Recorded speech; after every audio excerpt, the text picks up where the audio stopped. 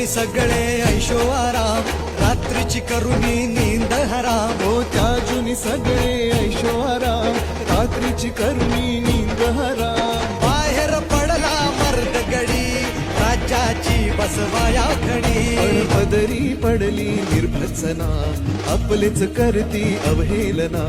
पदरी पडली निर्भत्सना, आपलेच करते अवहेलना. आता एकटा पडलाय राजा, अशा चांगुलपणाची कसली सजा.